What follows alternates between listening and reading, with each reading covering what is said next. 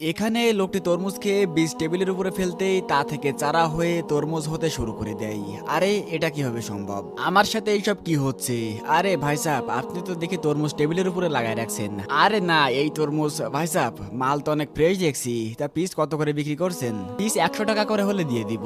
আচ্ছা ঠিক আছে ভাই, পাশে তো দেখি আরেকজন তরমুজ বিক্রি করছে। আমি আগে যাই ওইখান থেকে শুনে আসি, যে কম দামে দিবে তার কাছ থেকে নিব। আচ্ছা ঠিক আছে, যান। মৌলভী সাহেব, তরমুজ কত করে লাগাইছেন? তরমুজ 200 টাকা পিস। আরে কি বলেন, আপনি ডবল দাম চাচ্ছেন কেন? আপনার পিছনে তো 100 টাকা করে পিস বিক্রি করছে। আরে এই এলাকায় আমি একমাত্র তরমুজের ডিলার, পিছনে আবার কে 100 টাকা করে বিক্রি করছে? এ আবার কোথা থেকে আসলো? মৌলভী সাহেব, আপনি কি 100 টাকায় দিবেন নাকি? ভাই সাহেব, আমার এই তরমুজ 100 টাকা করে কেনা, আমি আপনাকে 100 টাকায় কিভাবে দেবো? আচ্ছা ঠিক আছে, তাহলে আমি ওইখান থেকেই নিয়ে নিলাম। তখনই লোকটি গিয়ে ওইখান থেকে তরমুজ কিনে নেয়। আব্বে হারামখোর, তুই এসব কি হয়ে বানাচ্ছিস?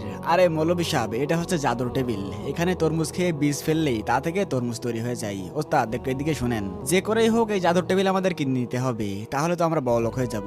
তখনই ওস্তাদ গিয়ে 10 লাখ টাকা দিয়ে জাদুর টেবিলটি কিনে নেয়। আর তারপর যখন তারা বীজ ফেলে তখন তা থেকে গু বেরোতে শুরু করে দেয়।